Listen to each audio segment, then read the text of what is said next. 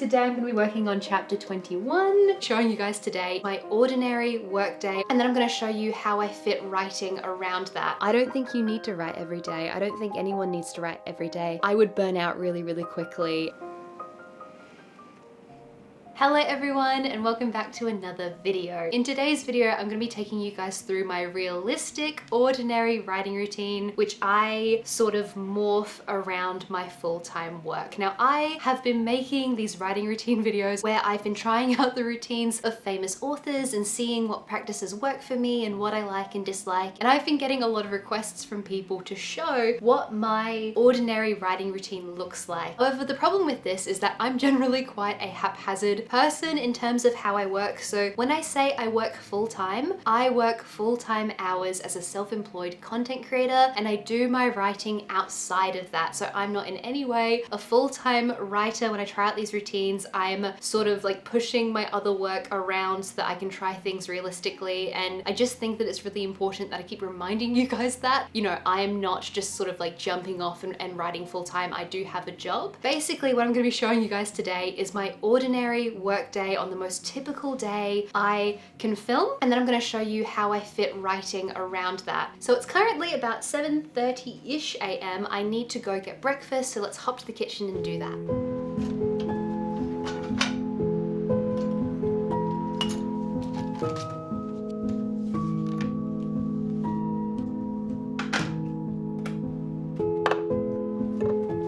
Recently have been eating a lot of these like protein oats, where essentially it's just baked oats and you can change the flavorings. So this one I put cocoa and then dark chocolate and orange in. So this is my usual breakfast at the moment, which is like just essentially baked oats, very simple, with a bit of like protein powder and then some fun funky flavors in them. I love these.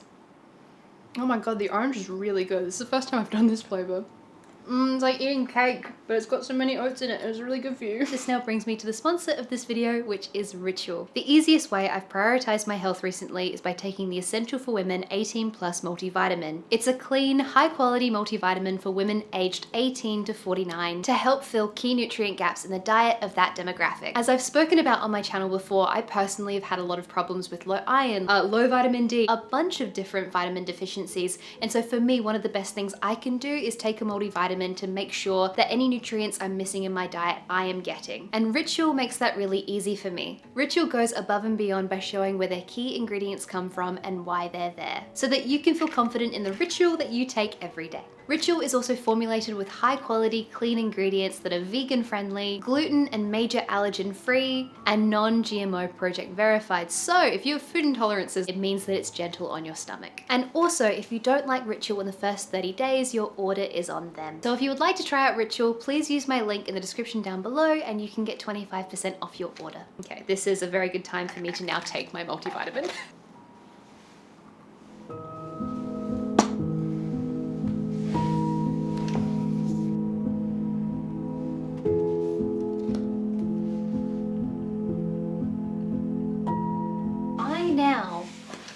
Have a meeting. It is currently 8 a.m. There's no camera set up on my big computer, so God, this table's dirty. Oops. I always take meetings from my tablet because my tablet has a camera attached to it. Does anyone else have that thing where if they're in a meeting, they have to have headphones, but they can't have headphones in both ears? I get really particular about this because I feel like if I have headphones in both ears, I will just start shouting. I was actually invited to a literary festival last year and I got interviewed on the radio, which is an incredibly cool thing to get to do. I was interviewed on the radio and I got asked questions and it was very fun. Because like my interest area is speculative fiction, genre fiction, so anything that's a bit weird and wacky, I'm very excited to talk about. So you're from Adelaide. We're here in Belgium. I do love Adelaide. I went down last year to Fringe. Yeah. But I had to wear those like big headphones that you do in situations like that where they feed your voice back to you. And I put on the headphones and something in my brain just wouldn't work. And so it must have looked ridiculous, but I just kind of pulled one of the headphones off my ear because otherwise I felt like I couldn't think. I don't know. I'm not sure. This is way too low. It's going to look like I'm like looking down on people. Oh, up again. Benefits of owning a boatload of books. Hi, how are you? Yeah, good. I always feel really zonked after Zoom meetings. The best thing for my brain is to just take a little break, go for a walk, get outside, and kind of like reset the dopamine in my brain. I, for ages, would have meetings and then force myself to go straight to my desk and try and be really, really productive and get heaps of stuff done. And I would never concentrate and I would always get frustrated at myself. But the truth is that it's important to take breaks. It's important to know what your brain needs so that you can work efficiently. And if I go for a half-hour walk, that's going to mean that I am way more efficient than if I just have an extra half an hour of work.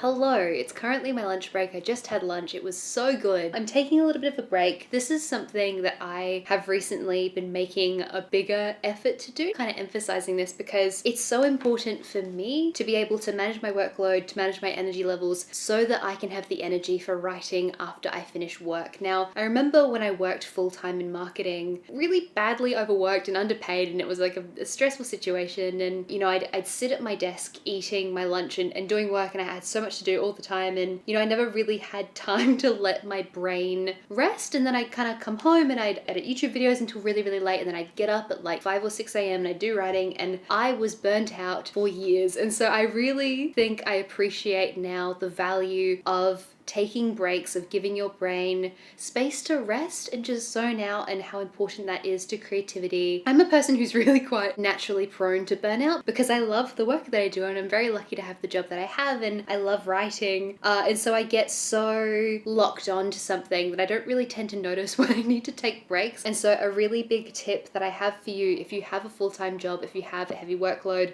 and you want to write after work or before work and you just want to manage your energy levels, making sure you prioritize breaks. It sounds really obvious, but I was really bad at this when I worked full-time, and it definitely contributed to my burnout. Yeah, I've got 3 or 4 hours of video editing left to do today, and I have my emails I need to do, and then hopefully by around 5 p.m.-ish I can start writing. Very excited. I have a lot of stuff I want to do tonight on the book, and I can't wait to get started on it.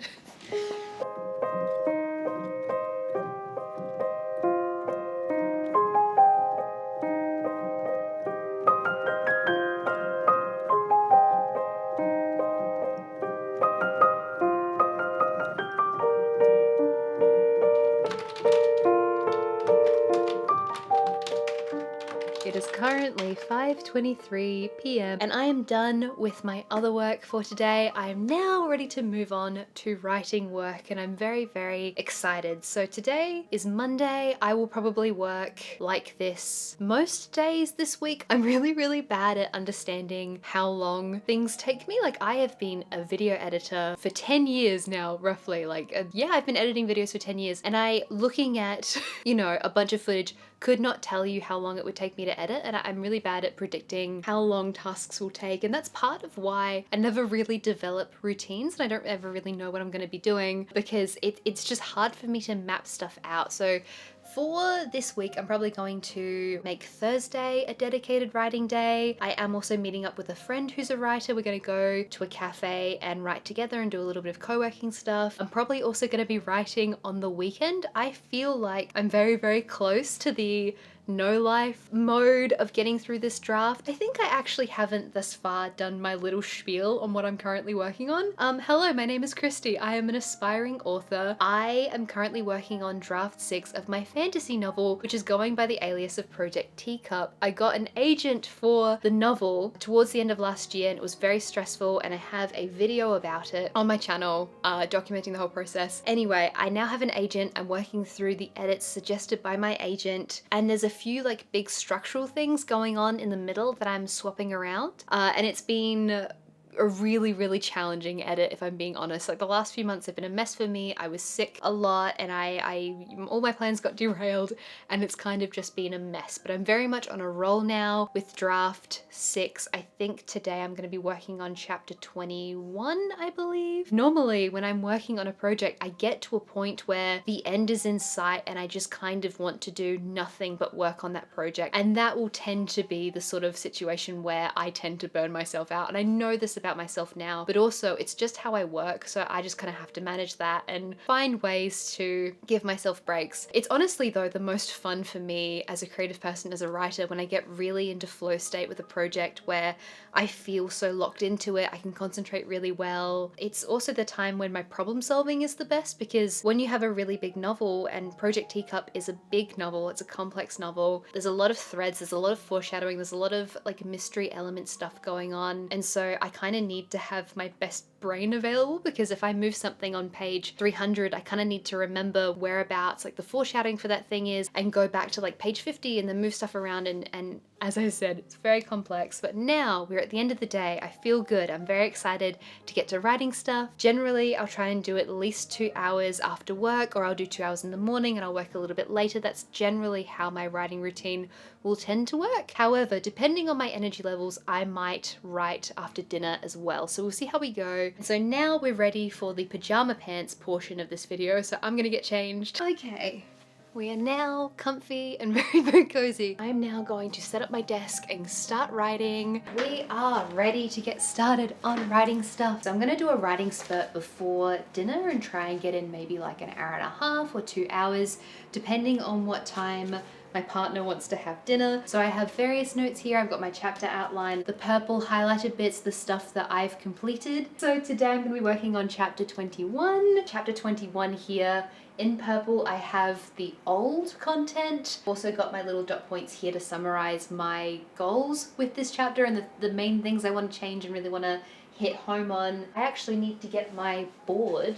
This board has been really helpful for me. Obviously renting this apartment, I can't stick anything on the walls. Having this thick board and being able to just like stick stuff on it and then prop it up next to me has been really helpful. So on the left-hand side here, we've got a map that I drew of the region. This side is a map that I drew of the city that my story is set in. This little sticky note is a diagram of the house that they live in, because it's got different stories. Also, a funny thing I haven't mentioned yet, but this is just such a silly thing that I couldn't work out for a little bit. I couldn't work out whether I wanted to use the European naming convention for like stories, so like floors of a building, or if I wanted to use the American version, right? Because I live in Australia and we use the European convention, which is basically that you have a ground floor and then you have a first floor and then you have a second floor. Whereas in Japan, where I lived, where I got used to this, which uses, I believe, the American convention, I'm pretty sure, first floor is ground floor, then second floor, then third floor. And because this house has a number of different floors, and so I'm describing like characters walking up and down stairs, I was really inconsistent throughout the book as to whether the first floor was the ground floor or not. This story is written in Australian English, and it's set in the Southern Hemisphere, and I have a bunch of stuff that's specific to Europe in terms of the world building, like kind of like loosely based on. There's a logic here, there's a lot of thought that's been put into this world. The floors should have the European naming convention, but actually I far prefer the ground floor being the first floor and the second floor being the second floor. Because if the building is 3 stories, it should be 1, 2, 3, not 0, 1, 2. Anyway, I now have a diagram. Now I am rambling, so I'm gonna get to work. I'm excited for the Project Teacup work today. Let's get some writing done.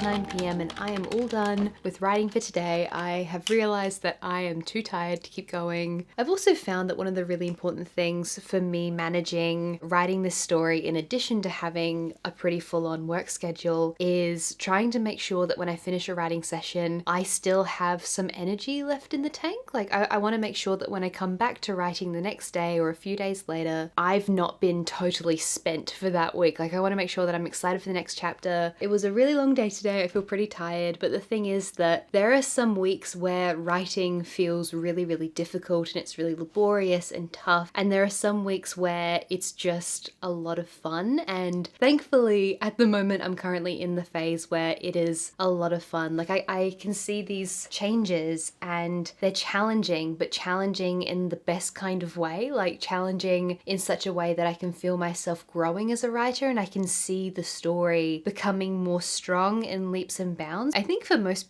creative people who have a kind of perfectionist streak, it's very, very easy to be self-critical and to kind of pick apart the things that you do and to be really, really harsh. And I sort of always struggled with that, like with no matter what I've made, whether it's a YouTube video or an illustration or a story or anything. That skill set of being able to self-critique can be a little painful sometimes because you can be a bit harsh, but also it's really important because having a sense of not criticism, but like self-critique is what you need in order to get better, in order to improve. As you guys could probably guess, I'm very self-critical, but I'm really proud of the story and where it's going, and I'm really, really excited, and anything that I felt a little bit nervous about, I'm tackling in this draft. So overall, I feel really good about it. Like I'm really enjoying this part of this draft, even though it was such a challenge to get started with. I love the direction it's going and I'm getting so much personal fulfillment out of doing it. So I had a good writing session today. I think I worked for roughly 3 hours-ish in total, sort of broken up and shoved on the back end of my like already kind of long-ish work day today. I should also let you guys know that this writing routine, realistic writing routine that I've showed you today, which is, you know, my work day and then kind of how I fit in writing on top of that, this is not what I do every single day. If I tried to do this every day, I would burn out really, really quickly. And it's one of the funny things of having a hobby, which is a lot of hard work, that sometimes it's the thing you need and it gives you joy, and sometimes it's really, really tiring. And it's just kind of about how you manage it as to whether it's going to add to your burnout or whether it's going to help you get out of your burnout, right? And this is my hot take for this particular video. I don't think you need to write every day. I don't think anyone needs to write every day. And honestly, I'm not a best-selling novelist, so what do I know? But I think the general advice that I've seen for so many years, that you need to write every single day in order to be considered an author or in order to be successful as a writer, I think that's a really, to be honest, exclusionary take. I think it's quite classist. I think it's quite ableist. We all have different schedules. We all have different abilities. We have different work commitments. We can afford to do different things. You know, we're all so different. And I do not think that you have to get to your desk and write for 5 hours a day in order to be successful or in order to be a real writer or a real author. I'm now on draft 6 of this book. I've done a significant amount of work on it over the course of the last 3 years, and I haven't written every day. You know, I've written on average probably 3 or 4 days a week, often on weekends, you know, generally always around my other work. I wrote the last novel that I worked on, which I queried in 2020, on top of full-time work, on top of a part-time master's degree and a whole bunch of other stuff. And so personally, I think it's really realistic that you can hold a full-time job and write books and write stories. Lots and lots of people do it. And I've previously finished novels while working full-time. I work full-time hours now and I've done 6 drafts of Project Teacup. But I just sort of have this like massive pet hate for people who say you need to write every single day, or people who have any kind of prescriptive advice around writing routines. That's part of why I love trying out writing routines, because we're all so incredibly different and we all have different skill sets and different needs. Some people have problems concentrating, some people are disabled, some people have children. Generally, this is my writing routine. I will do my best to write for 3 or so hours during the days that I'm working and writing. I try to have maybe a day a week where I do like a decent 5 or 6 hour writing session. I often write on the weekends, but also I make a really big effort to prioritize spending time with my loved ones, my partner, my friends. Really, really important to focus on things outside of writing as well. well. Like I spend a lot of time reading and playing video games. I'm getting back into studying Japanese and drawing and all of this kind of stuff. I'm now pretty tired, so I am rambling once again, but I hope you guys enjoyed this video. I want it to be candid and realistic and to show you kind of a less pretty writing day, a writing day where I wasn't at a fancy library and where I did have to shovel writing in and around my job, which is the normal thing that I do. I had a great writing session today. I'm almost done with chapter 21. I'm having a lot of fun. I'm loving draft 6 right now. Like, I'm so excited about everything with the story. Thank you guys so incredibly much for watching this video, and also a massive thank you to everyone over on Patreon for supporting my channel. I wouldn't be able to make these videos without everyone over on Patreon. I wouldn't have nearly as much time for writing if it wasn't for Patreon. We have a whole bunch of bonus content over there, including our book club, our Discord server, our bespoke videos that I make for everyone. So if you'd like to support my channel, or if you'd like bonus content from me, please feel free to check out Patreon. Take care everyone, and I will see you next time. Bye bye.